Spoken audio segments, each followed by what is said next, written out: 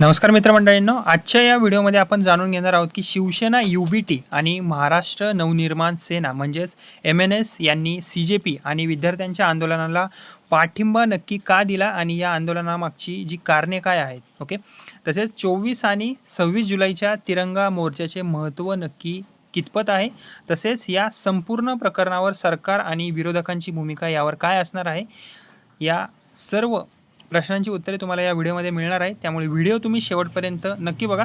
आता याविषयी जी पहिली अपडेट आलेली आहे ती म्हणजेच की आंदोलनाला पाठिंबा देण्यामागचे मुख्य कारण नक्की काय आहे, त्याविषयी जर आपण बघितलं तर पहिलं कारण दिसून येतं की शिवसेना UBT ओके आणि MNS या दोन्ही पक्षांनी स्पष्ट केलेले आहे की त्यांचा पाठिंबा नीट पेपर लीक प्रकरण, खास करून विद्यार्थ्यांवरील पोलीस कारवाई आणि केंद्र सरकारच्या भूमिकेविरोधातील निषेध या मुद्द्यांवर आधारित आहे. ओके, दोन्ही पक्षांचे स्पष्टरित्या म्हणणे आहे की विद्यार्थ्यांच्या न्याय मागण्यांकडे दुर्लक्ष करून त्यांच्यावर कारवाई करण्यात आली, त्यामुळे विद्यार्थ्यांच्या पाठीशी उभे राहणे आवश्यक आहे. ओके, आता जर दुसरं कारण जर आपण बघितलं तर नीट पेपर लीक आणि पोलीस कारवाईवरून संताप ही अपडेट आलेली आहे. आता CJPच्या संसद चलो आंदोलनादरम्यान पोलिसांकडून लाठीचार्ज आणि अश्रू धुराचा वापर करण्यात आल्याचा आरोप करण्यात आला आणि या घटनेनंतर देशभरात संतापाची लाट उसळली आणि याच पार्श्वभूमीवर महाराष्ट्रातील विरोधी पक्षांनीही विद्यार्थ्यांच्या आंदोलनाला जो आहे तो समर्थ पाठिंबा जाहीर केलेला आहे. आता शिवसेना UBTची या संदर्भात भूमिका काय आहे जर आपण बघितलं तर शिवसेना UBTने दिल्लीतील विद्यार्थ्यांवरील पोलीस कारवाईचा तीव्र निषेध केलेला आहे. पक्षाने सांगितलेले आहे की विद्यार्थ्यांचा आवाज दडपण्याचा प्रयत्न केला जात आहे. याशिवाय आंदोलनादरम्यान अटक झालेल्या विद्यार्थ्यांना कायदेशीर मदत देण्याची घोषणाही करण्यात आली. पक्षाने सरकारवर विद्यार्थ्यांच्या प्रश्नांकडे दुर्लक्ष केल्याचा आरोप केलेला आहे. आता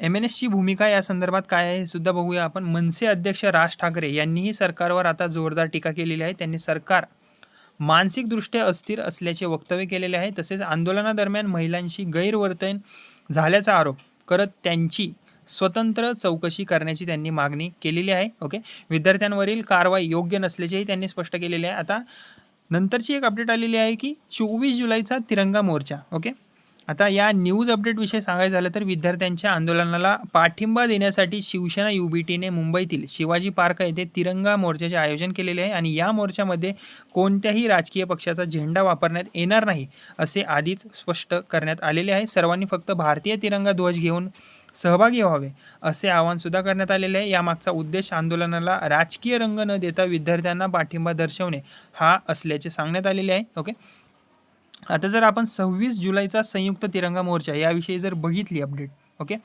तर आता असं दिसून येतं की यानंतर उद्धव ठाकरे आणि राज ठाकरे यांनी संयुक्त तिरंगा मोर्चा काढण्याची आता घोषणा केलेली आहे आणि हा जो मोर्चा आहे तो शिवाजी पार्क ते सिद्धिविनायक मंदिर या मार्गावर आयोजित करण्यात येणार असल्याचे सांगण्यात आलेले आहे आणि या मोर्चामध्येही कोणताही पक्षीय झेंडा वापरण्याची परवानगी नसणार आहे. फक्त तिरंगा ध्वज घेऊन विद्यार्थी आणि पालकांनी सहभागी व्हावे असे आवाहनसुद्धा करण्यात आलेले आहे.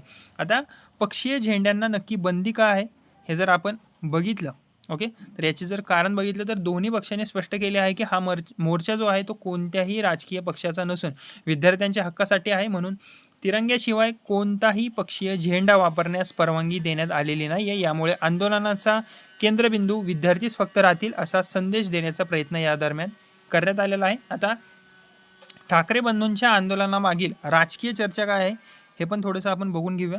आता या आंदोलनामुळे राजकीय चर्चांनाही आता थोडासा वेग आलेला आहे. काही राजकीय विश्लेषकांच्या मते आणि भाजपच्या काही नेत्यांच्या आरोपानुसार आगामी विधानसभा निवडणुकांच्या पार्श्वभूमीवर या आंदोलनाचा राजकीय फायदा घेण्याचा प्रयत्न सध्या सुरू आहे.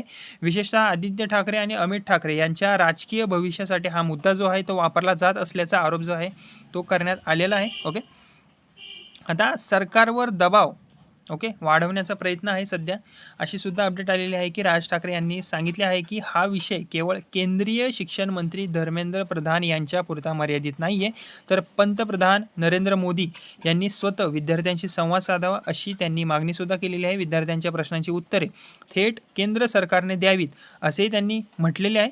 आणि उद्धव ठाकरे यांचे जर आपण वक्तव्य बघितले, ओके, तर आता उद्धव ठाकरे यांनी सरकारवर कठोर टीका करत सरकार निर्दयी झाले आहे असे त्यांनी म्हटलेले आहे. ते म्हणाले की आजचा विद्यार्थी अन्यायाविरोधात उभा राहत आहे आणि आता तो कोणालाही घाबरत नाही. विद्यार्थ्यांवरील पोलीस कारवाईची जबाबदारी केंद्र सरकारने स्वीकारावी अशी त्यांनी मागणी केलेली आहे. तसेच राज ठाकरे यांचे वक्तव्य जर आपण बघितले तर राज ठाकरे यांनी स्पष्ट केलेले आहे की शांततापूर्ण आंदोलनात अडथळा आणणाऱ्यांविरोधात कठोर भूमिका घेतली जाईल. विद्यार्थ्यांच्या आंदोलनाला मनसेचा पूर्ण पाठिंबा असल्याचेही त्यांनी जाहीर केलेले आहे. तसेच महायुतीचा या सर्व प्रकारावर एक पलटवार दिसून येत आहे. या सर्व घडामोडींवर भाजपानेही आता प्रतिक्रिया दिलेली आहे. भाजपाचे राज्य प्रवक्ते नवनाथ बन यांनी असा आरोप केलेला आहे की ठाकरे बंधू विद्यार्थ्यांचा वापर राजकीय फायद्यासाठी करत आहेत. त्यांनी असे सांगितले की केंद्र सरकार विद्यार्थ्यांच्या मागण्यांवर चर्चा करण्यास सध्या तयार आहे, मात्र विरोधक आंदोलन मागे न घेता राज्यातील वातावरण तापवत असल्याचा आरोपही त्यांनी आता केलेला आहे. आता जर याकडे एकंदरीत आपण पाहिलं तर शिवसेना, युबीटी आणि MNS यांनी नीट पेपर लीक, विद्यार्थ्यांवरील तसेच पोलीस कारवाई आणि केंद्र सरकारच्या भूमिकेविरोधात एकत्रित भूमिका आता घेतलेली आहे मिळून. तसेच 24 जुलै आणि 26 जुलैचे तिरंगा मोर्चे हे विद्यार्थ्यांना पाठिंबा दर्शवण्यासाठी आयोजित करण्यात आलेले आहेत. दुसरीकडे भाजप या आंदोलनामागे राजकीय हेतू असल्याचा आरोप करत आहे. यामुळे या संपूर्ण प्रकरणामुळे महाराष्ट्रातील राजकीय वातावरण आणखी तापलेले असून आगामी राजकीय घडामोडींवर याचा परिणाम होण्याची शक्यता व्यक्त केली जात आहे. ओके, तर मंडळींनो, ही माहिती तुम्हाला उपयुक्त वाटली असेल तर व्हिडिओला लाईक करा, जास्तीत जास्त शेअर करा आणि अशाच महाराष्ट्रातील ताज्या राजकीय व शासकीय अपडेटसाठी आपल्या या बडी चॅनलला नक्की सबस्क्राईब करा. धन्यवाद.